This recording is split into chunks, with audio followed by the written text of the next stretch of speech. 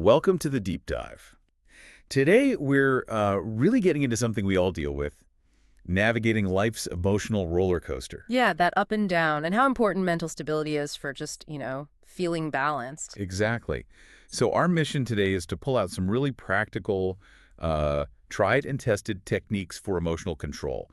We're using a great source, Mastering Mental Stability Techniques. And it covers quite a range, doesn't it? Breathing exercises, cognitive stuff, grounding. Right, grounding, physical relaxation, even how we talk to ourselves. And these aren't just theories, they're actual strategies you can use. Which is what makes it so useful, I think. It's not just knowing you should manage emotions, it's having those straightforward methods ready to go. Okay, let's dive in. First up, box breathing. Ah, yes, the 4-count rhythm. Simple idea. Inhale for 4, hold for 4, exhale 4, hold 4 again.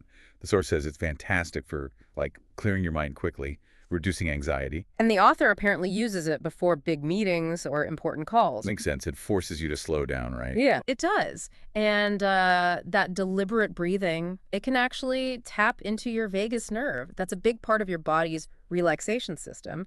It's almost like a manual override for stress. Interesting. Okay, next. Cognitive diffusion. Sounds a bit academic, maybe.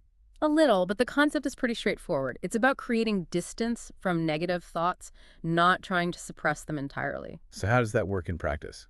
Well, the source suggests this visualization, picturing thoughts like leaves floating down a stream. You just watch them go by. Without jumping in the water after them. Exactly. You observe without getting carried away. The idea is that thoughts aren't always facts, right? They're just mental events. Okay, so that helps you respond, not just react emotionally. Precisely. It weakens their grip on you. Then there's the 5-4-3-2-1 grounding exercise. I've heard of this one. Yeah, it's very practical. When you feel overwhelmed, you just focus your senses. So find 5 things you can see. 4 things you can touch, 3 you can hear, 2 you can smell, and 1 thing you can taste. Brings you right back to the present moment. Uh-huh. The author found it super helpful for anchoring when anxiety spikes. It really works. By engaging your senses like that, you're basically interrupting those anxious thought loops. You're focusing on the here and now, the concrete reality. A good tool to have. Now, moving to the physical side, progressive muscle relaxation. Right. Tensing and then releasing different muscle groups. Why does that help?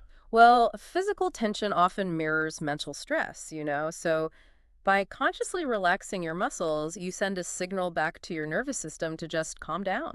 The source mentions doing it before bed for better sleep. Sounds pretty relaxing. Definitely. That mind-body connection is so strong. Okay, what about cognitive restructuring?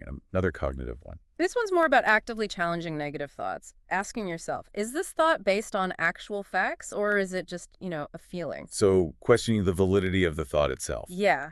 The goal is to replace those unhelpful, maybe distorted beliefs with ones that are more constructive and realistic. It can really shift your outlook. Becoming more of an active participant in your own head, sort of. That's a good way to put it.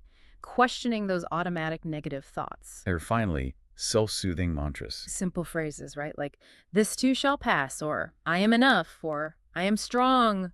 How powerful can a simple phrase be, really? Surprisingly powerful, according to the source. Repeating them during stress can kind of transform your response.